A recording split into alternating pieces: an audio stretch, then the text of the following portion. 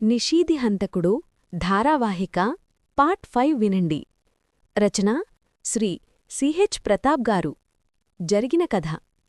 ఒక వివాహం కోసం హైదరాబాదుకు వెళ్లి తిరిగి ఇంటికి వచ్చిన డాక్టర్ శ్రీనివాస్ దంపతులు కూతులు అన్విత హత్యకు గురై ఉండటం సహాయకుడు సత్యం జాడ తెలియకపోవడంతో దిగ్భ్రాంతి చెందుతారు.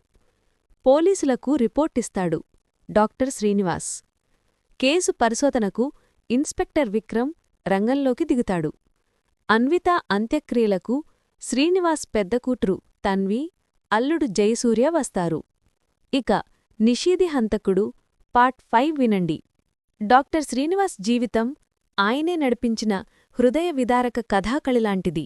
అందులో అంతులేని ఆనందం ఒక ఎత్తు, ఆ తర్వాత ఊహించని విషాదం, తీరని లోటు, ఆపై తిరిగి చిగురించిన ఆశ అన్నీ ఉన్నాయి. ఆయన వృత్తిరీత్యా ఎంతటి నిష్ణాతులైనా, వైద్యంలో ఎంతటి మేధావి అయినా, కుటుంబ అనుబంధాల విషయంలో ఆయన మనసు ఎప్పుడూ ఒక సున్నితమైన తీగలా ఉండేది. చిన్న తాకిడికే స్పందించేది.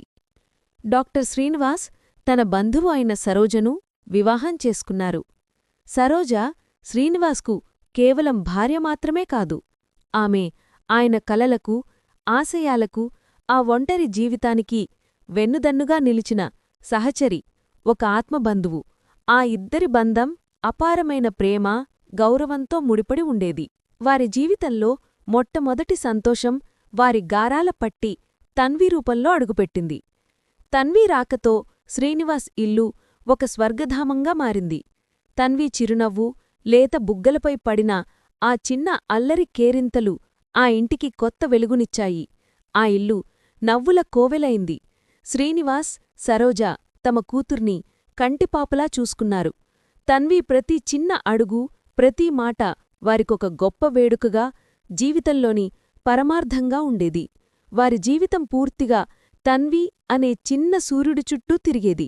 కాని ఆ నిండు సంతోషం ఎక్కువకాలం నిలవలేదు. సంతోషానిక్కూడా విధి ఒక గీత గీసింది. తన్వికి కేవలం 4 సంవత్సరాల వయసు ఉన్నప్పుడు వారి జీవితాన్ని ఒక భయంకరమైన చీకటి మేఘం కమ్మేసింది. ఈసారి మహమ్మారి సోకింది డాక్టర్ శ్రీనివాస్ భార్య సరోజాకు. ఆమెకు క్యాన్సర్ సోకిందనే వార్త వినగానే శ్రీనివాస్ గుండె ఆగిపోయినంత పనైంది.